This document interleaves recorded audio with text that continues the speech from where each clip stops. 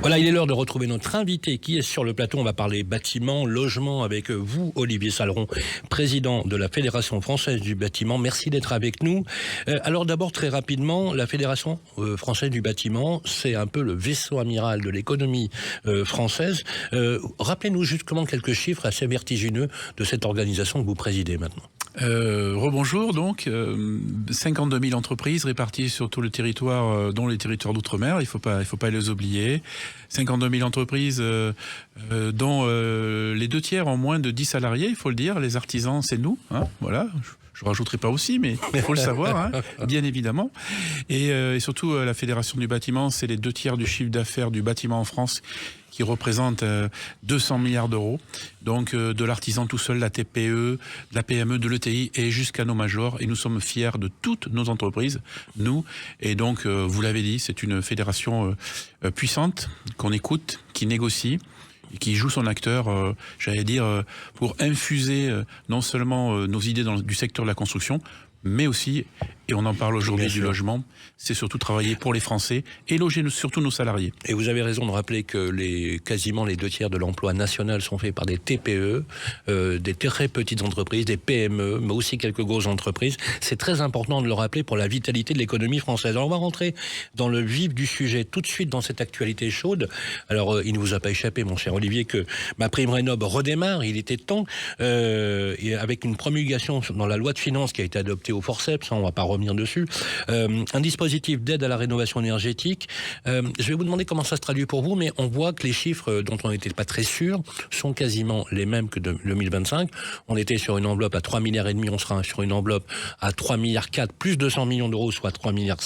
Comment, concrètement, ça va se traduire pour vous et les entreprises que vous représentez ? Alors personnellement, MaPrimeRénov', moi je l'ai vu naître en 2020 quand je suis arrivé aux affaires et élu président. Malheureusement, vous venez de le dire vous aussi, je crois que c'est la 16e ou 17e réforme, je vais oublier quelques-unes sûrement aussi. Ce qui était important aujourd'hui, c'est cette prise de conscience dont vous avez parlé tout à l'heure. Cette prise de conscience quand même qui est là depuis, je dirais, un peu plus d'1 an. Il y a eu deux gouvernements peut-être un peu éphémères, le gouvernement Barnier et le gouvernement Bayrou, qui ont quand même remis le logement au centre du terrain, de toutes les décisions. Pourquoi ? Parce que le logement, c'est la vie. Avec manger et se soigner, il faut se loger. Et on connaît la crise du logement sur tous les pans de la société française. Je ne vous la referai pas, vous la connaissez par cœur. Mais en tout cas, il était déjà important de le remettre en selle.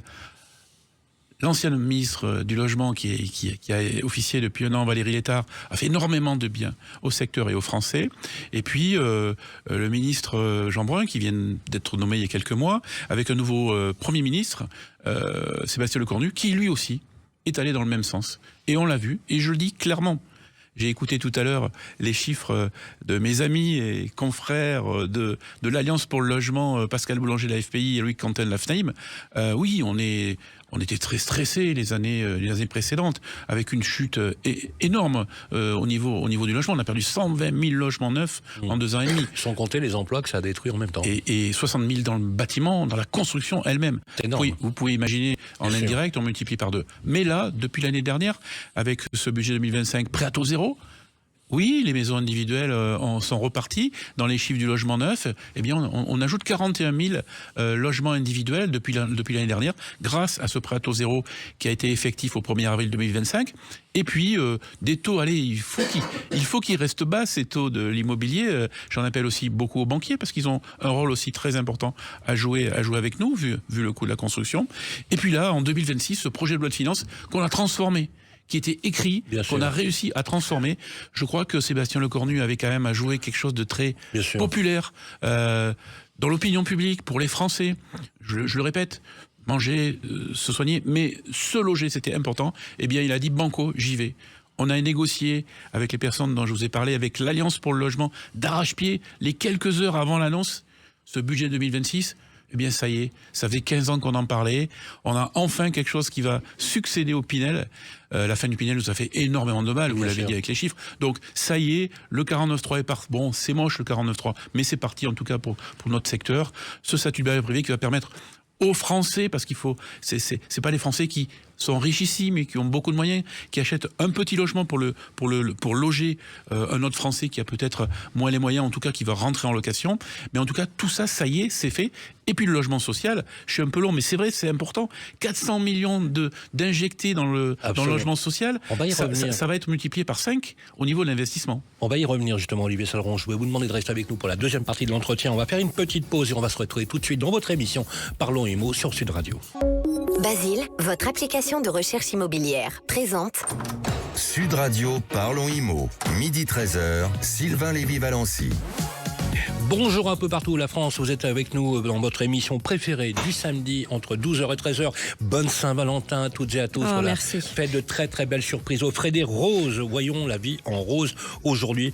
On est toujours avec notre grand invité qui nous fait l'honneur d'être parmi nous, Olivier Saleron, et on s'interrogera après cet entretien justement avec vous, Grégoire, sur le mise en scène Vivre sainement dans son habitat. Sylvain, on verra qu'on peut vivre sainement en faisant du télétravail. Par exemple, voilà, tout à fait. Voilà. Et donc justement, en notre deuxième partie d'entretien, vous êtes resté avec nous, Olivier Saleron. Je voulais vous poser une question tout à l'heure, complémentaire.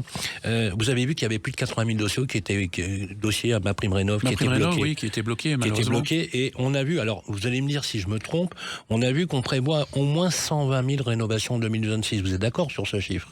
Oui. Si on y ajoute les 80 000 qui sont en retard, ça laisse plus une grosse latitude, non? Effectivement. Vous ne craignez pas que d'ici 2-3 mois, les 3,5 milliards qui ont déjà été enveloppés soient quasiment... Écoutez, l'objectif des 500 000 rénovations par an, ça fait longtemps malheureusement, qu'on n'y croit plus, mais il faudrait y tendre. Bien sûr. Dernièrement, c'était 250 000 logements qui étaient espérés. Aujourd'hui, on nous parle plus de 150 000 logements. C'est même pas 100 000, c'est 150 000. L'objectif, effectivement, global, la rénovation globale, s'il y en a 80 000 qui sont déjà dans les tuyaux... 83 000 exactement. Qui ont été bloqués, évidemment, il reste pas beaucoup de latitude. Donc, comme je vous disais tout à l'heure, il faut préparer les dossiers, il faut aller voir mon accompagnateur Rénov'. Mais attention, nous, ce qu'on a compris sur la prochaine loi et la prochaine préconisation, c'est qu'il y aurait aussi un contrôleur supplémentaire qui serait dans les France Rénov'. Alors le MAR, il était déjà premier rendez-vous. Il était déjà défini il y a 2 ans et au début ça a été une catastrophe complète parce qu'il n'avait pas suffisamment. Hein.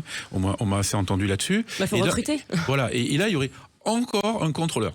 D'ailleurs, ce contrôleur-là, c'est ce qu'on demandait, nous au départ. C'est-à-dire qu'il y a un contrôleur local, ce qui existait dans beaucoup d'agglomérations, de communes qui avaient monté leurs cellules, qui conseiller nos concitoyens qui avaient besoin le plus d'aide. C'est-à-dire, je ne dis pas les personnes âgées, mais il y a beaucoup de gens qui venaient dans ces guichets et qui existent beaucoup sur le territoire. Encore, d'ailleurs, je félicite toutes les agglomérations de France qui ont monté ce service de proximité. Bien sûr. Parce que les MAR, on les a tout petit peu critiqués.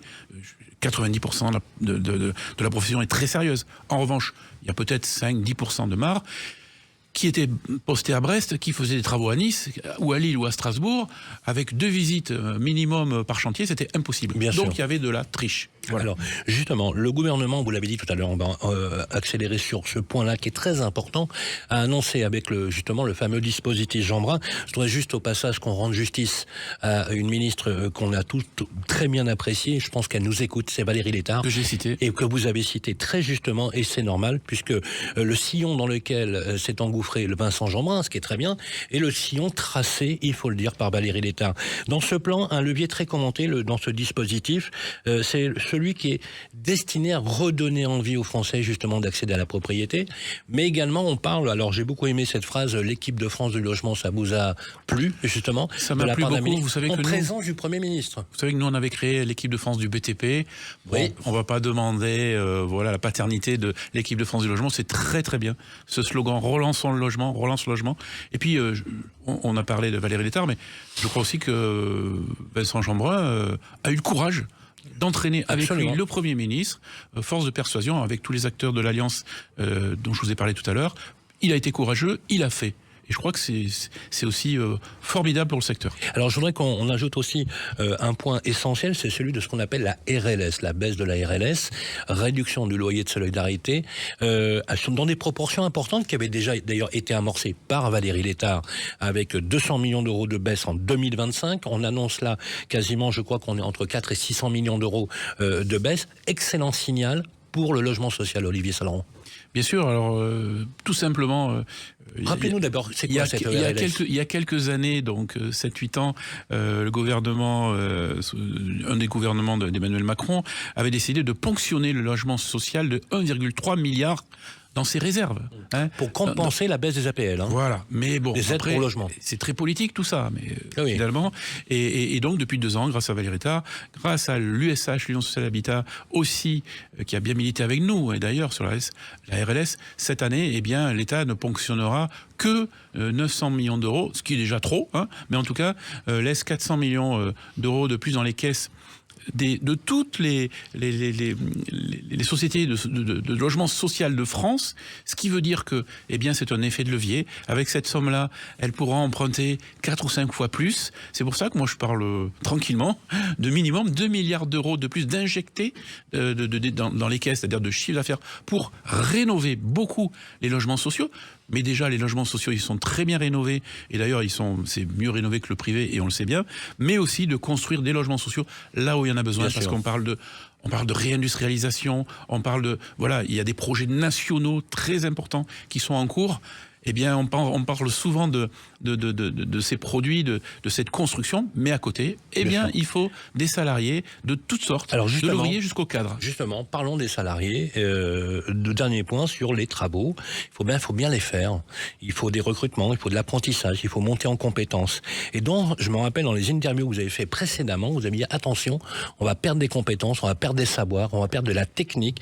Et vous avez dit également, mot pour mot quasiment, quand il va falloir se réarmer entre guillemets, ça va être compliqué. Où est-ce qu'on en est à ce niveau-là? Est-ce que justement, avec ces bonnes nouvelles, il va falloir reconstituer une offre qui va vous permettre d'absorber tous les chantiers qui devraient arriver avec la rénovation énergétique? Vous avez donné tout à l'heure les chiffres catastrophiques du logement neuf. Je l'ai dit, 120 000 logements de moins en 2 ans et demi.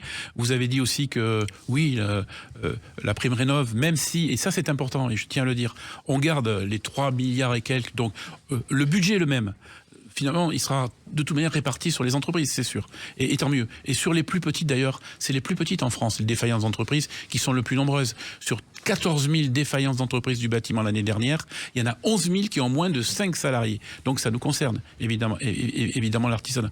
Donc là-dessus, voilà, il faut développer tout ça. On a perdu 60 000 salariés depuis 2 ans à cause de toutes ces choses-là.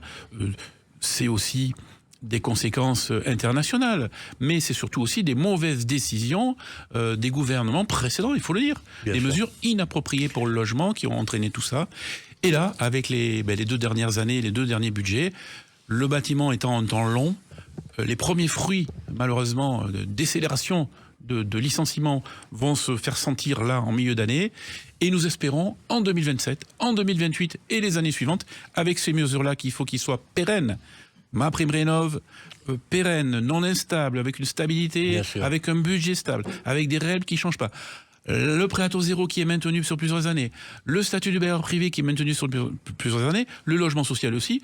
Moi, je suis sûr et je vous le dis qu'on va recommencer à recruter d'une façon massive. Malheureusement pas en 2026, quoique ça va commencer à la fin de cette année-là, mais 2027 et les prochaines années, je vois vraiment une embellie pour le bâtiment. Et c'est pas parce que je dis ça en l'air. Nous avons des statisticiens qui sont basés sur des études réelles avec tous mes amis de l'Alliance pour le logement. Merci beaucoup Olivier Saleron. Restez avec nous, on a une grande question à vous poser en fin d'émission. Il est temps maintenant de parler de la qualité de l'air dans votre logement.